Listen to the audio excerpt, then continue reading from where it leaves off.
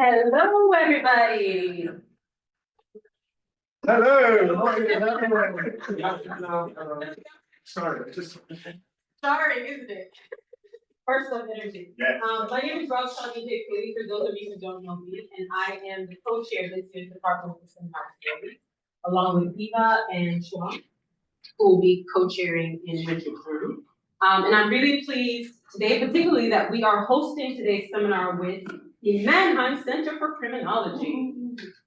Yeah, let's give my hand too. Today's presenter is Dr. Suleman Lazarus. He is a visiting fellow at the Mannheim Center for Criminology. He is also a fellow at the Center for Excellence on Aging at the University of Surrey.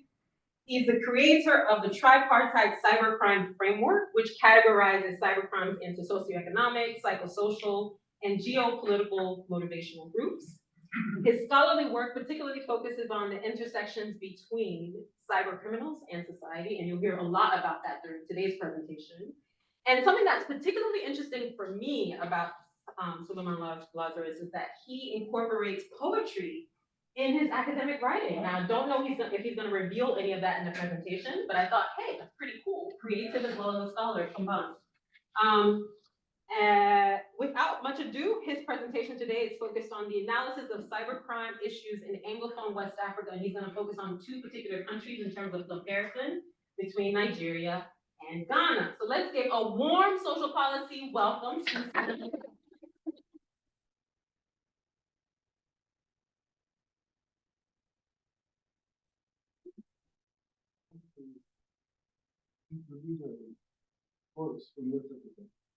From Nigeria, they call them Yahoo boys, and from Ghana, they call them Sakawa boys. And I will explain this terminology as we go along. Next. Yeah, this is just the overview of the presentation. First of all, I will talk about the issues in Anglophone West Africa. Then the global element of that, because if you talk about cybercrime in West Africa, so many people will tell, why does it matter? We are here in the UK, in our mansions, in our flats, in our bungalows, or whichever place that our situation position us to live. And sometimes we assume that cybercrime and crime activities over there is other people's issues. But it's a global matter and it's transnational because of the impact. In the 50s, when some professors from Ghana and Nigeria, when they talk about juvenile delinquency, many people, they just ignore them, snub some of the writings.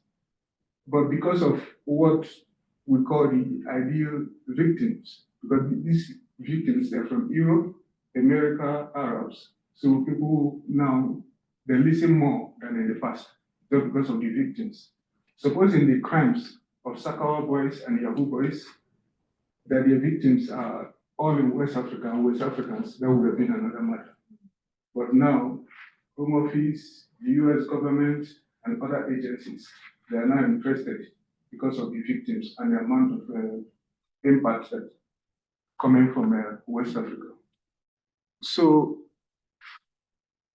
I will now go and talk about the differences and similarities between Nigeria and Ghana, and some of the social forces, music, spiritual, material, confraternities, and the illicit academies. We have schools, conventional schools, and we also have illegal schools where people can go to train themselves to become Sakawa boys or Yahoo boys, and jobs are guaranteed, unlike those with degrees and this and that, because of unemployment in those areas. Let's move to the. Yeah, if you talk about statistics, because of the conventional or Western way of looking at the crime issues, you talk about stats. When you say, okay, this and that, they say, how many percent who are the active scammers, how many number of victims. We do not have that type of statistics when we talk about the Yahoo boys or Sakawa boys because of the differences. Here in the UK, we have detailed archival practices, but in Ghana or in Nigeria, they do not have such elaborate documentations. And sometimes when they have these documentations, it's also almost impossible for you to retrieve this information. Because of accountability, you can walk into an office, you have all the papers, and you say, I want this and this and that. Oh, they say, come back tomorrow, this, You come back the next day until you are able to please that particular individual before you can get information you want, regardless of the type of documentation you have. So these are just quotes from Home Office that 70% of fraud and scams originate from abroad, and they implicated Nigeria and Ghana and some other places. Then, although we do not have official statistics, how many active scammers we have over there, but many law enforcement agencies around the world, the FBI, those from Malaysia, those from India, and other places, they frequently cite Nigeria and Ghana as one of the main players when we talk about online scams. And whenever you notice any news report concerning the arrest of Nigerians and Ghana, that is also another story. Because of the colonial amalgamation of many parts of Ghana, present-day Ghana and present-day Nigeria, we sometimes assume that Nigeria is one country. We have everyone that is a Nigerian is a Nigerian, but that is not true, because as I stand here, almost 99% of my data, because I'm recording every arrest, once any agency report, they are from the southern part of Nigeria, not from the north. So that is another part of the story, But we are one Nigeria, one nation, just based on colonial histories and how many different parts of the country were joined together, in the 18th century. Some information from they call them scam fighters. They suggest that even when a Nigerian is not a scammer, the person must know one or two, maybe friends of friends. So these are the type of information that we have, and law enforcement officers from Nigeria. The best in the West Africa, they call them the EFCC, Economic and Financial Crime Commission. They say that almost 80% of Nigerian undergrads that they are scammers. But we get to the story very soon.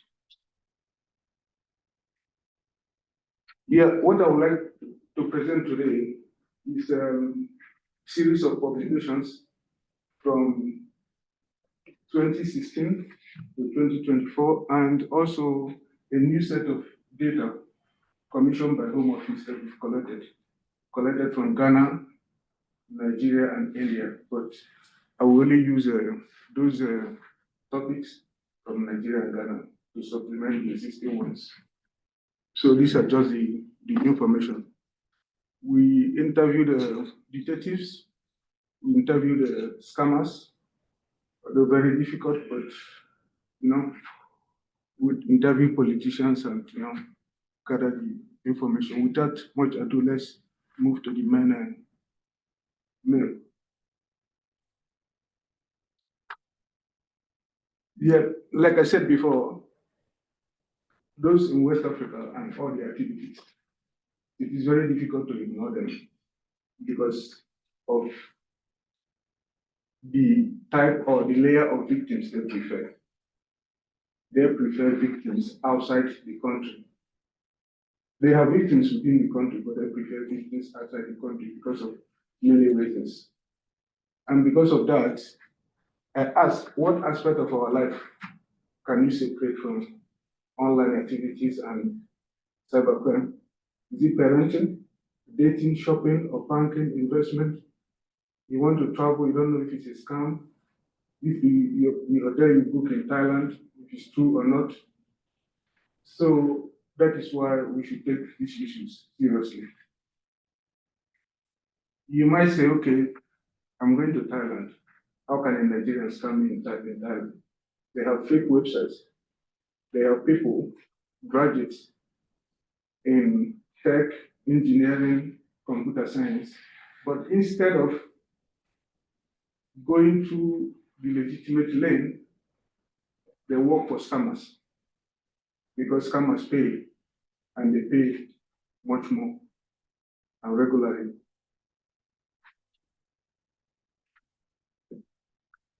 Some of the similarities between Nigeria and Ghana, they have a colonial history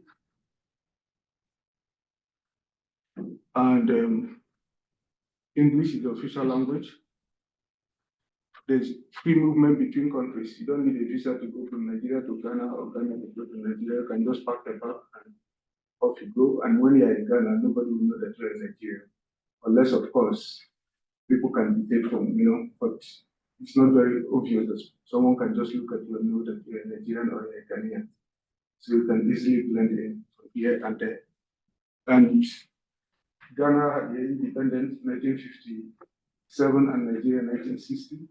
So you were considered as maybe at the forefront of the team within a West African organization. So these are the similarities, although they have their differences. One major discrepancy between Nigeria and Ghana in terms of online scams is that in Nigeria, most scammers are from the southern part of Nigeria. Most of them are from the southern part of Nigeria. We're not saying that we do not have fraudsters in the north, but the type of scam that they do is not mainly digital. They do what we call hit and run attack. Because of their religion, Islam, they will travel to Yemen, Saudi Arabia, Bahrain, Kuwait. Once a potential client, they call them client, that is a victim, has been identified, then they will case the joint, map out the environment or what they're going to do, and invite experts from Nigeria. The expert will come to Dubai, rent a house, stay there for 6 months, convince the victim, take the money without any digital trace. The person will go to the bank, withdraw maybe $1 million or 500,000 or so in their own in Kuwaiti. For example, 1 million Kuwaiti dinar is more than 1 million pounds. And they will transfer this money back to Nigeria through the embassy, through the Nigerian officials, and they will travel back to Nigeria. So we do not see this type of scams in the official statistics, if there is any official statistics around the world, because they go and they hit and they go back.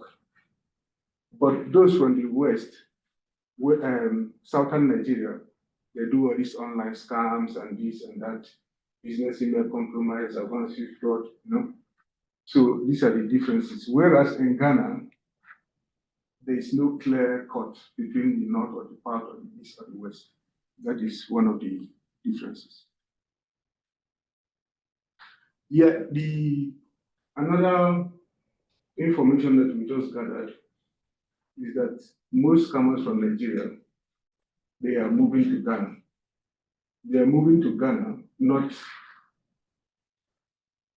because of the activities of law enforcement officers in Nigeria, the EFCC.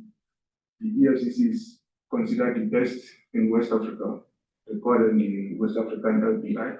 So because of the activities of the Nigerian EFCC, most scammers they move to Ghana, because in Ghana, the system is not very sophisticated about the law enforcement officer. They don't have a central data system, and they are also considered to be lenient. Whereas in Nigeria, it's more because Nigeria is now working with the FBI. FBI, they have a department within the Nigerian organization. So any serious crime or any crime that they consider to be serious, depending on the victim, then the person can be easily moved to the USA. And most scammers are afraid for that type of sophisticated way of dealing with the criminal justice system. So they move to Ghana because in Ghana they can buy houses and live there and do whatever they want to do. Whereas in Nigeria, it's more of a, you catch me today and tomorrow, So that is one of the reasons why they move from Nigeria to Ghana. Because sometimes they arrest a group of scammers and they realize that they are all Nigerians, or some of them are Nigerians, but they live in Ghana. But it's difficult to see a Ghanaian scammer coming to Nigeria, unless of course the person has to, his head has to be examined, because there's no logical the reason why a Ghanaian should move to Nigeria to conduct all this type of scam. So that is one of the new developments that they are moving to Ghana, because, for example, if a Nigerian scammer has a client from Australia, the client is a victim, the person can easily invite this client to Ghana, go to Ghana, do what is needed, cash out, and dump the person in Ghana and move back. But in Nigeria, that is becoming very difficult for them to do all these type of activities and get away with that because of the presence of API within the Nigerian system.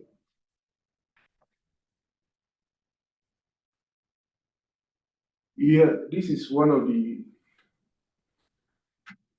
kind of contested area of debate, because if you talk about traditional African spiritual system, they call them juju or magic and mame water or lokun or all this type of way of life.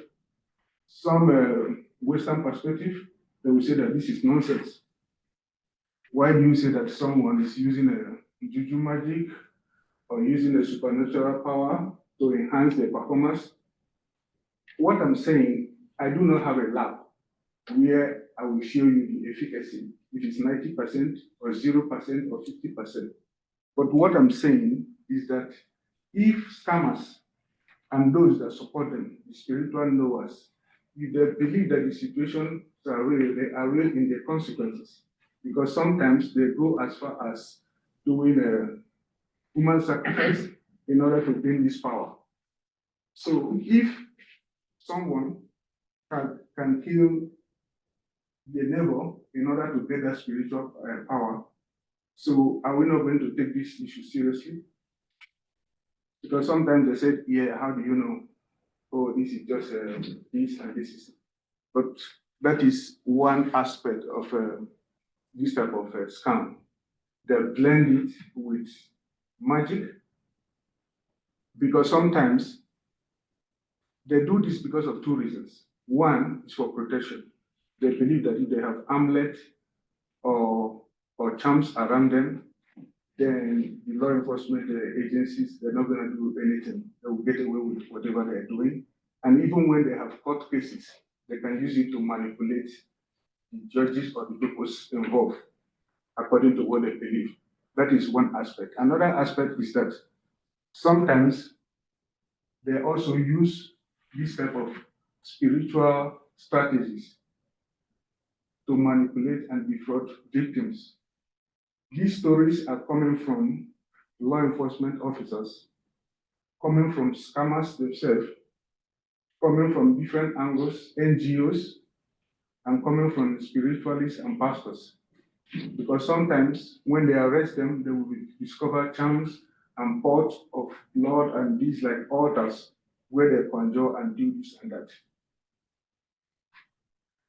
One thing about the spiritual manipulation of victim is that sometimes we talk about confidence, when they call themselves Game Boys, when the Game Boys are handling their victims.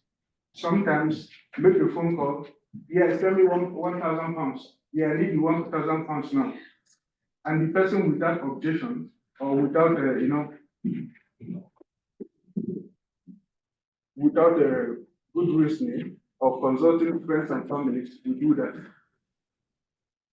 Some victims, some of their stories collaborate, support this, and some of the scammers also, they talk about how this and that, and they use it in certain aspect of scams, not every aspect of scam. Business email compromise, sometimes they do not need the spiritual element of manipulation, but romance scam, that is deep, because in romance scam, it's like a relationship, friendship, love affair between two individuals, but not between two individuals. Between two individuals, that is what people are saying. Sometimes the handler or the Game Boy will be manipulating someone, maybe, let me say, from Sweden, and there will be another person in Sweden also helping the other person to do the groundwork. So sometimes it's not a love affair between two individuals. Sometimes you have three individuals involved.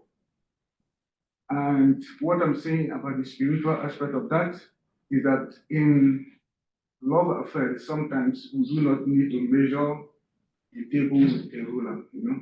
There are some things that are, you cannot separate sand from rice, and you cannot separate this from that.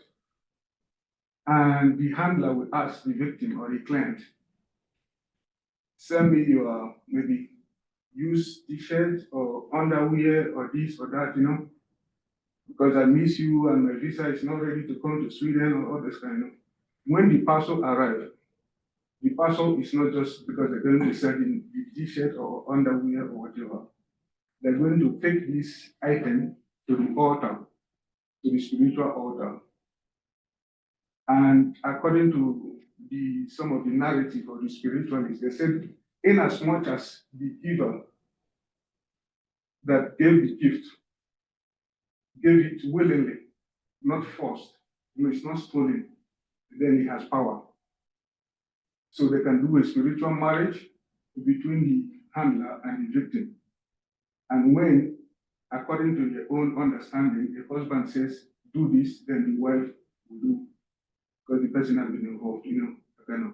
So that is one layer of cybercrime when we talk about Nigeria and Ghana and Cameroon and all African communities around the world, because of the traditional African spiritual system.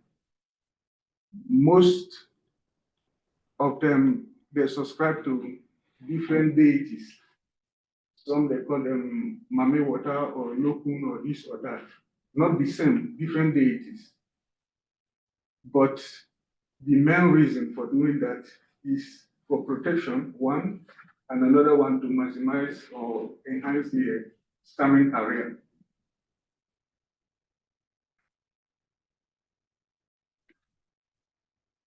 So what we are saying, even the name Sakawa is from one of the West African or African languages, Hausa.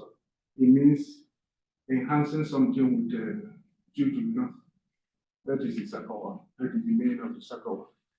And in Nigeria, they have another name, they call them the Yahoo Plus. Because the Yahoo Boys is the normal, is standard. But the Yahoo Plus is those ones that use juju magic to enhance their career, according to the Yahoo Plus. They said that some scammers, they told me that when the business is getting out of hand or no profit or the client is becoming wise, that then they can use that to condition the person. When we talk about this type of scam, people might, okay, How much are they getting from this type of stuff? Let me give you an example. For starters, perhaps 5 to 1,000 pounds a week. That is like standard when the person is active. And 1,000 pounds in Nigeria is about 2 point something million. That is for someone from, so, and for a professor, the professor does not get that type of amount in a month. So that we, like the economic aspect of that. Let's go to the next. Yeah, this is also another type of differences that to identify between Nigeria and Ghana. In Nigeria, they have a more organized support from the mothers, and they have their own association. They call them Association of Yahoo Boys. They have their Facebook page. They have real estate, and they also club together in many ways. One is legal. If a legal team successfully help their son in this type of case or the other type of case, they can subscribe and also educate other mothers. If your son has a court case, this is the best lawyer to use. So they share information. Not only legal, sometimes they also share about the spiritual aspect. I've consulted this oracle. There is a man in Yahoo or in Accra. Once you visit him, then your son will start to perform wonders. So they also kind of network together, educate new ones, and apart from educating new mothers coming into the association, they also kind of serve as a machinery where new boys can come in. New boys can come into the group willingly because they're not forcing them. Oh, your son bought a house, oh, you're doing well, this type of car. Yeah, if you want your son to start doing well, or the mothers will say, oh, please, help my son. I do not have money for the secondary education. If your son can, help to teach this type of business. So recruitment is also happening between mothers, enhancing this type of business. And when you talk about the real estate, sometimes we have already secured buildings, streets in Ghana, and they can easily relocate new ones from Nigeria to Ghana because they have a place to stay, and they do type of a bridge. And some people working in this type of organization, they boldly said that no graduate from my school is unemployed. That is guaranteed. Leave all this type of degree, you have degree in history, degree in this, degree in that. Come to my school, after 6 months, you'll be driving a new BMW. And I have graduates all over the world, in Canada, in the US, graduates from my school. Let's go to the school now. They call them hustle academies. They have schools, illicit form of education and setups where people can go in after 6 months. They train themselves in hacking, coding, social engineering, and different techniques. And the main purpose of doing this is to become a successful scammer. They come into the school. Okay, just to give you the context. In Ghana and Nigeria, nursery school, that is the problem of parents, they don't do parents. Primary school, if you have money, you send your children to school, if not, they stay home. Secondary school, university, everything that is upon the burden of the parents and communities, because there is no free primary school education, there is no free nursery school education. So, hustle academies, or hustle kingdoms, as they call it, that is more efficient. You go in there 6 months, at least you have a regular way of, providing for yourself and your dependents. And even some university graduates, looking for jobs, they do not have jobs. They can go to Hustle Academies to do 6 months, 3 months, and they do not need to pay any fee to come into the school. It's a system of like, you come in there, you work for the chairman, you learn the skill. Once you are able to get few victims successfully, that pays your school fees. You graduate, once you are confident, you can move on and you move on. So you don't need any type of deposit, but somebody needs to refer you. There's a system of referral. Maybe one mother, the mother from this person, or the brother of this person, or uncle, or friends of friends, because they are also cautious about the law enforcement activities. Somebody needs to refer you. This is the son of my uncle. This is this. This is that. Then you come into the school, you graduate, and job is guaranteed. So that is one of the new teams that we gathered. And if you look back historically in the 80s and 90s, they also have this type of system of education, but it's not so sophisticated, I would say. Or during that time, someone they call a chairman will rent, they call them business centers, photocopy machine, fax machine, telephone call, and people will come to do all this, that is just a cover.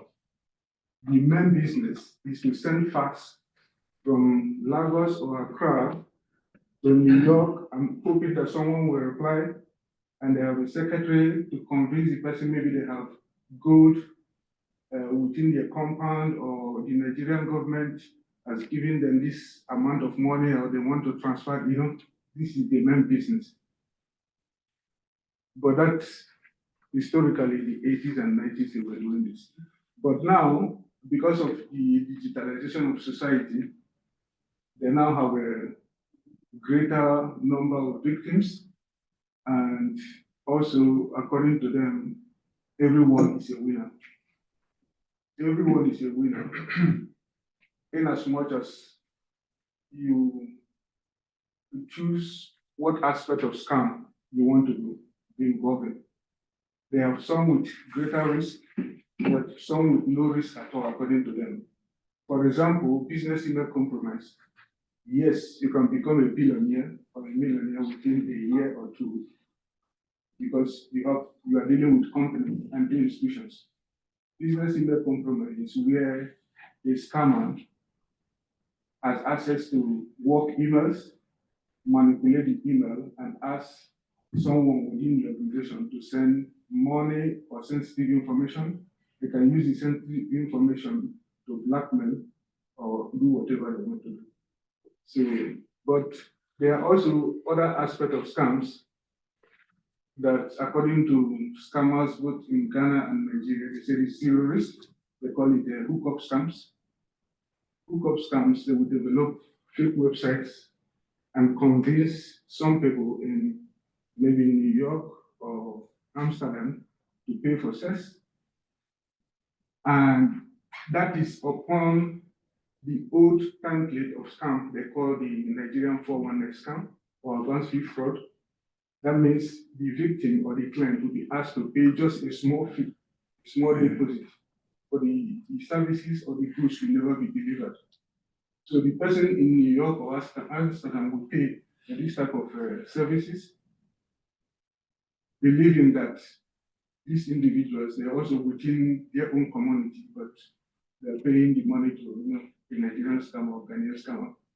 Why they say that this one is very beneficial if you want to last long in the game, because the victims almost impossible to go and report, because some of them out of shame or humiliation, or maybe some of them they have solid relationships and they just wanted to do something out of that. So the scammers themselves consider this aspect to be very, they want to last long.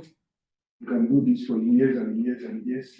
But if you also want to cash out big, then you can go to business email compromise, hacking or sestation, but because of FBI activities around what they are afraid of for this kind of, because sometimes the victims kill themselves, and that becomes a bigger case.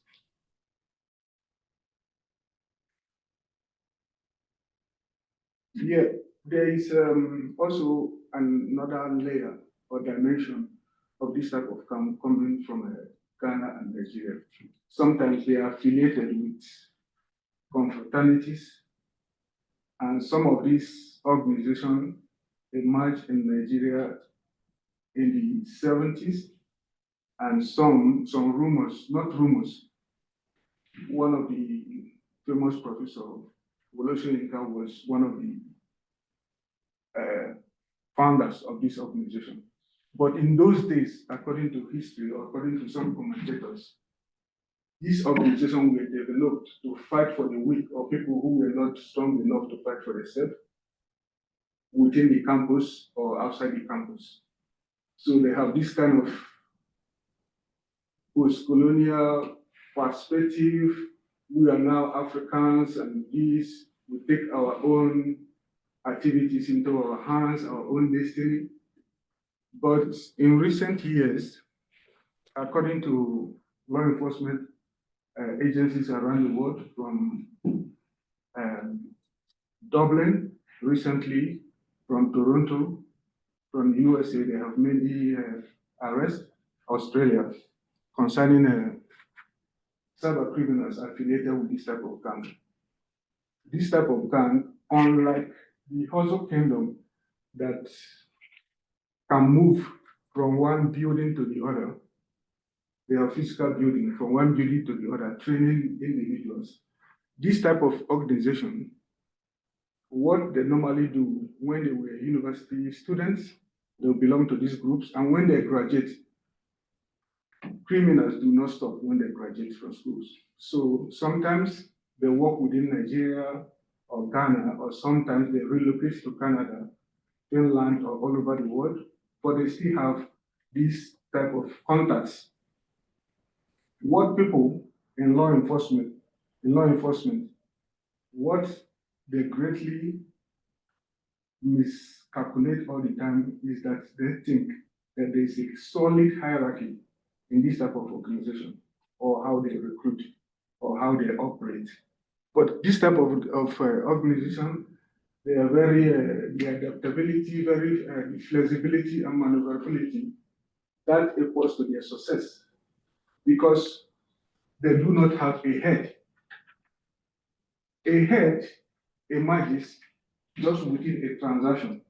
Let's just take, for example, we want to take that iPad from Professor Phillips, we here, and based on your areas of expertise, you are the best person to coordinate this. Then you become the chief for this single transaction. When that transaction ends, you are no longer the chief. He or she can become another chief based on another transaction. So there is no head, there is no tail. It depends on how your areas of expertise align with that type of business. So sometimes you will see someone acting as a manager or a recruiter for one type of transaction, but on the other hand, the person is also like a minor subordinate, playing a subordinate role in another type of business. I interviewed one of them in one of the Western nations prison. We had many conversations, and they have loads and loads of data about him and the organization. But one of the interesting things that I found, they do not understand data, because the bulk of the data coded with some slangs of way of speaking that you cannot just easily transcribe. You cannot easily transcribe what the word that this is this or this is that, unless, of course, you have the inner knowledge, or you're a coded person according to their own language. If you're a coded person, then you can decode what has been coded. For example, if you read the WhatsApp text message, oh, John, you meet me in Charlie's mother's kitchen, 5 o'clock, 1st of November. What am I saying? I'm inviting him that we have a gig or a transaction.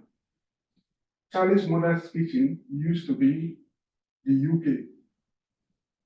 Charles is the son of, Elizabeth. So Charlie's mother, they're referring to the UK. But if you read this text message, you just play Charles' mother's kitchen. You think, oh, they want to eat, so, or party, but they are talking in quotes. But this is plain text message. So unless, of course, sometimes they investigate, they arrest, imprison, and they say that is the end of the case. No, that is the beginning of the case. If they can look at the type of information that they have. Because the type of information will give them much more than just imprison, oh, hurrah. Because sometimes you can map out the members of the organization based on the text message, both within the country and outside the country. And sometimes, as I said earlier, sometimes you realize that 80 Nigerians arrested by the FBI a while ago. They said Nigerians, 80 Nigerians arrested for cybercrime. That is the headline, and that is what is reported, and that is what is. Hello? If you look at the names of these 80 individuals, they're from one village, one local government, one state in Nigeria. I think 75 of them from one area. The other missing link, they are in-laws. They are their in-laws, If you see another name that doesn't match people from that, and if you do your homework, you will realize that they are in-laws or brother, another kind of connection, but there must be a connection between them. This is vital information that sometimes they just dump here and there and the case is closed, But unless, of course, you can draw the links between this and that, that is what is very interesting for me when I have the opportunity to look at any data like that, because I can figure from one to, Sometimes the first name, you can't get anything from the first name, because maybe first name is Joseph, but the middle name, look for the middle name. Even in Ghana, somebody might be Matthew this and that. Yep. Matthew this and that. Ask the person, what is your middle name? From the middle name, you can say, okay, you're from here, okay, from there. Because sometimes the first name, because there must be a traditional name given to the person, even when that name is not written in the birth certificate or it's official, but there must be a name. Oh, my grandmother calls me this. That is the original.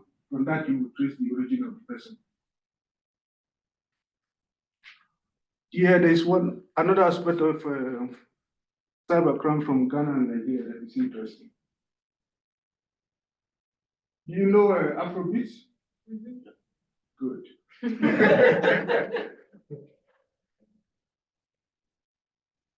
Although we cannot say that music causes crime.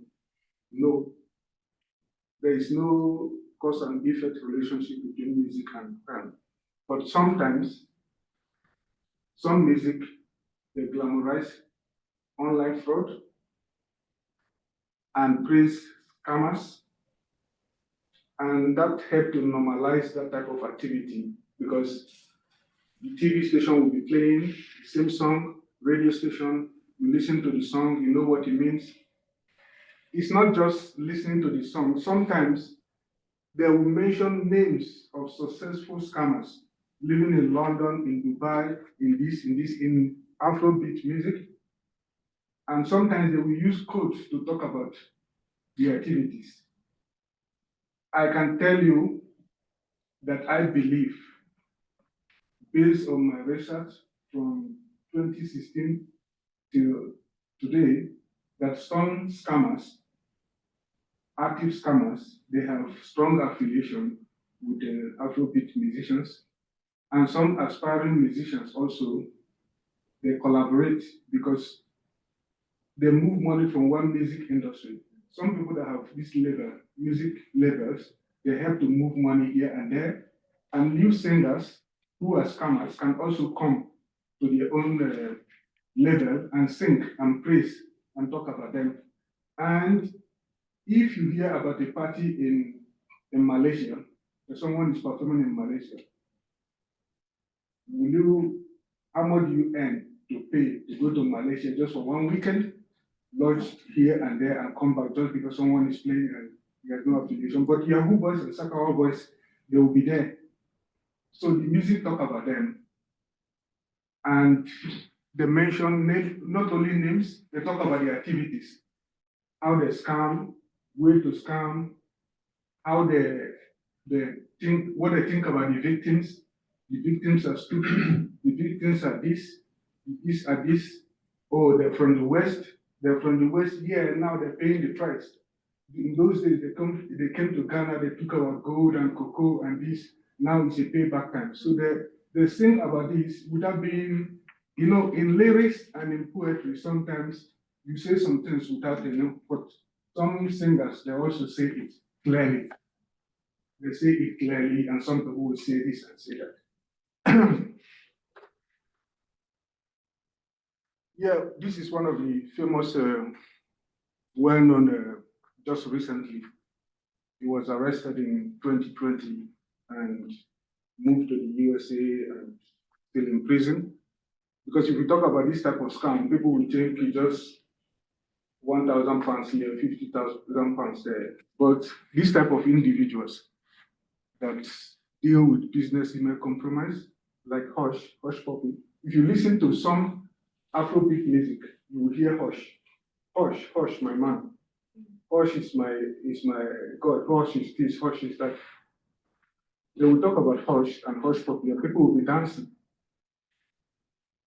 Even there was a time here in the UK that one of the singers were saying all those things, and government officials were dancing without knowing the meaning of the music, But when you see the BBC report or this and that and this, and if you think about the lyrics, what they're saying, that is another dimension. So when he was arrested, you can see list of items, 40 million US dollar cash in his home, not in the bank, not the ones in the bank, cash.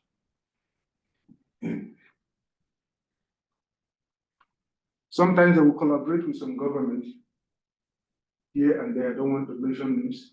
To collaborate with some governments to deal with other governments. So depending on the person's area of expertise or rank, or but people like Hush, yes, but we have many more like him. He was in trouble because of his social media life, posting this and that on Instagram, and then people start to talk about him and FBI and this, look into his case. Supposing he lived the way a coded person is supposed to live, you wouldn't have had anything about Hush. Yeah, these are just the colonial rationalizations. And this information is coming from scammers, law enforcement officers, coming from Afrobeat music, talking about scams and getting back what is belongs to us and this type of ideas. Yeah, that is the end of the. Oh. Okay.